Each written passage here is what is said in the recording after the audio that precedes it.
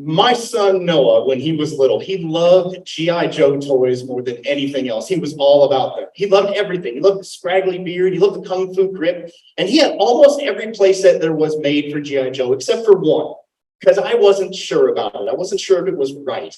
See, because it was the G.I. Joe Jungle POW Camp playset. Yeah, I know, right? It just didn't seem right, but I couldn't blame him for wanting it. This thing had everything. It had the authentic jungle sounds.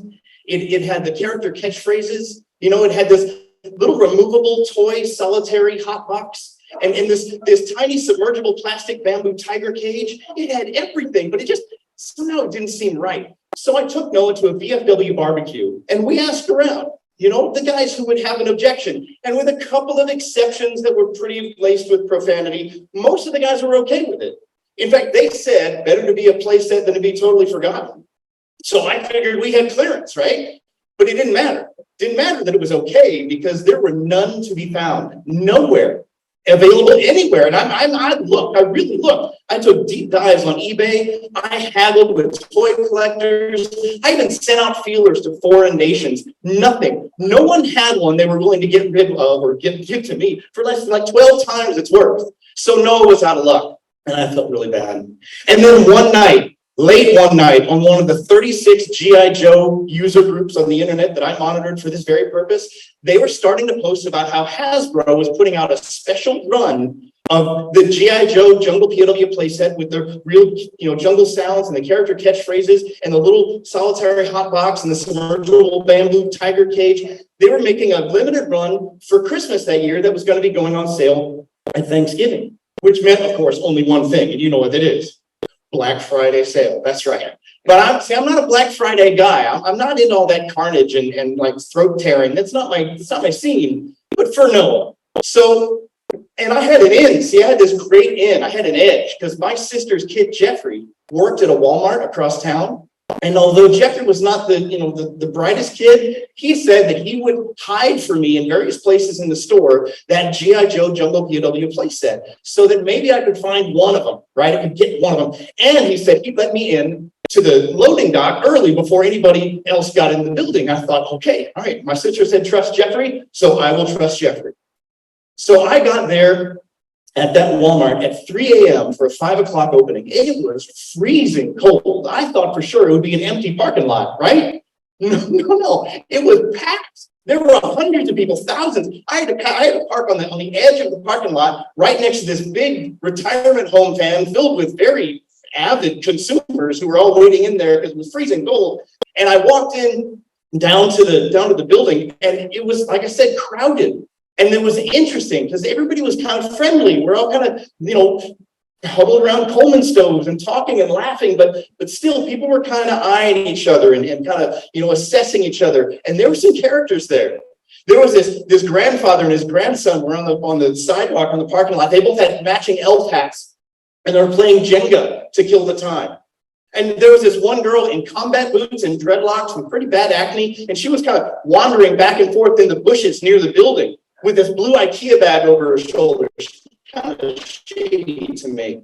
And she was mumbling to herself, and I couldn't quite hear it, but she wasn't alone. A lot of people were doing that. In fact, the guy that I parked next to had this big black Ford F-150, big guy too, flannel shirt, trucker hat, Fu Manchu mustache, and all the way down to the building, he kept saying, I got to get the Barbie fun cooker. I got to get the Barbie fun cooker. I got to get the Barbie tonight. I knew what he meant. I was saying the same thing about the G.I. Joe camp. Now, about 4:55, suddenly, as if on cue, all that friendliness just evaporated and was replaced with a sort of malevolent consumer competition. It was kind of mean, and I wasn't comfortable, and people all stood up almost at the same time, and they started congregating at the doors, you know, the big glass doors, and they started kind of pressing against the doors and banging softly with their fists. And I knew it was not, and so I went around the back, and it took me a couple of minutes to get around the crowd inconspicuously so they wouldn't see where I was going. I didn't want anybody following me. And I could hear them all pressing against the glass and mumbling and chanting. It was creepy. It was also, Jeffrey met me at the loading dock, and he was already wild-eyed and sweating, and his vest was disheveled. And he handed me a moist Post-it note with 3 things written on it. It said clearance bras, foot care, and Barbie fun cooker. And I was going to say, Jeffrey, what does this mean? It was very cryptic. I said, what does this mean? And he said, I got to go. And he went running toward the front because supposedly the manager was about to unlock the doors. So I went with the first thing on the list. So I started making my way towards women's intimates, and as he did, as I got close to it, I could spot among all the clothes around, there was this yellow wire bin on the ground, and it said in a little sign, it said clearance bras. And so I said, okay, I'll go look. And as I got close to the bin, they must have unlocked the doors, because humanity poured through that entrance like water from a broken aquarium, just pouring in Valkyrie women and berserker husbands and rabid yowling children, rushing and crushing across all the other clothes, smashing through the footy pajamas and the toddler clothes on their way to housewares and electronics. I barely had time to jump down in front of that bin as humanity crashed over me like a wave against a rock. But when I was down there, I was able to look inside that wire bin, and there, underneath all the stretched spandex and satin, was a box, the G.I. Joe POW Jungle Camp playset with the real jungle sounds and the character catchphrases and the removable hot box and the submergible bamboo tiger cage. And I reached in to grab it through the bars, and I pressed that little try me button, with the sample sounds, and it went, whoo, whoo, whoo. All right, boys.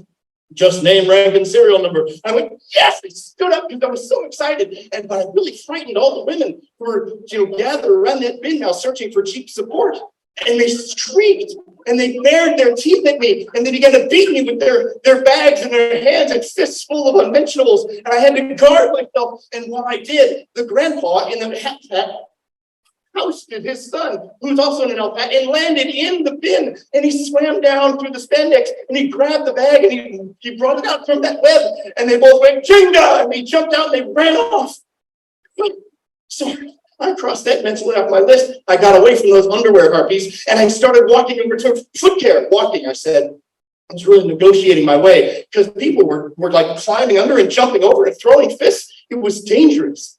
Well, I got to the foot care aisle, which was right near the pharmacy.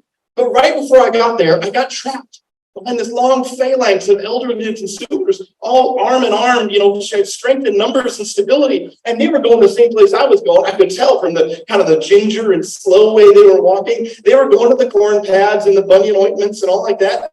And so, I wanted to just kind of go chill out, but I couldn't just red rover these people. My raising was too good, it was too kind. And so I shuffled behind them, and I could see on the very bottom shelf of all these foot care items, there was the box for the G.I. Joe Jungle POW Camp playset with the real jungle sounds. And then the character catchphrases and then the solitary hot box and the bamboo tiger cage was all there, carefully hidden under a pile of toe separators.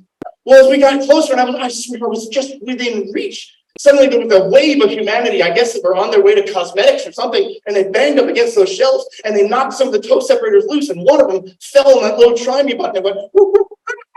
All right, boys, just name, rank, and serial number. And at that time, that girl with the dreadlocks and the bad acne, her head popped up behind the shelf like a velociraptor, and she jumped up on top. And she looked and she went down to Frank there. She swooped in and loped off towards cosmetics with it. Clever girl. Now, I had to mark it on my list. And so it said Barbie Fun Cooker. Well, that's in the toy section. You guys know how dangerous the toy section is on Black Friday? Oh my gosh. Seriously, the mothers scratching each other's eyes and toddlers throwing elbows. I had to combat crawl my way down through there. And finally, I got to the Barbie aisle. And sure enough, there was a Barbie Fun Cooker on that middle shelf. And I thought, okay, I'll trust it. So I grabbed it, and just as I did, Fu Manchu guy, he was right there.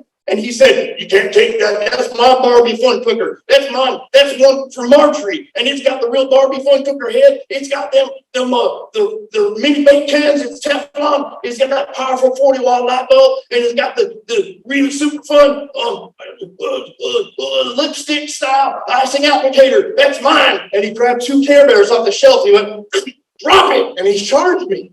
Well, I had that box in my hand. I had to grab it for something. All I could grab was a really kind of lame Little Mermaid seahorse pool noodle. And you can understand how that turned out.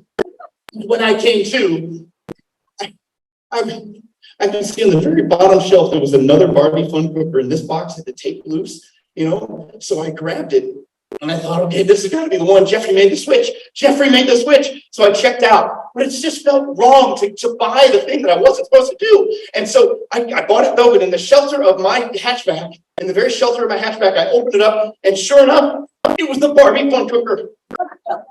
Until just then, I heard from the one next to me, the guy next to me in the F-150, I heard, what the? And I heard, all right, boys, just name, rank, and serial number. Our eyes met. We made the trip. Thank you.